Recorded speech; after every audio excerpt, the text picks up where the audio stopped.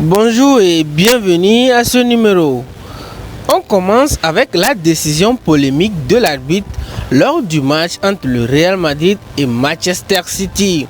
Les Merengues crient au scandale après la demi-finale aller de Ligue des Champions, conclue par un match nul contre City, un but partout au Santiago Bernabéu. En cause, le but égalisateur des Citizens à la seconde période, entaché visiblement d'un ballon sorti en touche au départ de l'action. Ça s'est joué à quelques millimètres, mais effectivement, le ballon aurait franchi la ligne.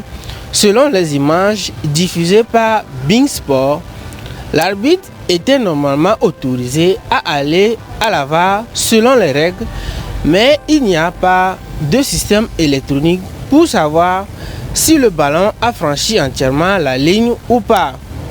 Du côté des tribunes, il y a eu quelques incidents, notamment le père d'Erling Haaland qui s'est fait sérieusement remarquer. Il a été exclu carrément de sa loge alors qu'il assistait à cette rencontre pour des gestes déplacés et des insultes à l'encontre des supporters du Real Madrid.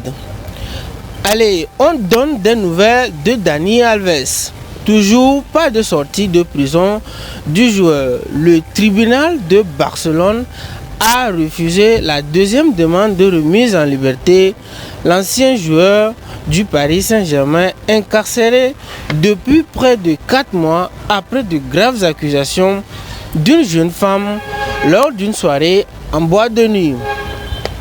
Le démenti formel du clan Léo Messi, le père et représentant de la star du football mondial, a publié un communiqué pour tenter de mettre fin aux rumeurs de départ de son fils vers l'Arabie Saoudite la saison prochaine.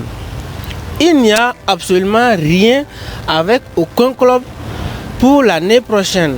La décision ne sera jamais prise avant que Lionel Messi ne termine le championnat avec le PSG. Peut-on lire dans un communiqué?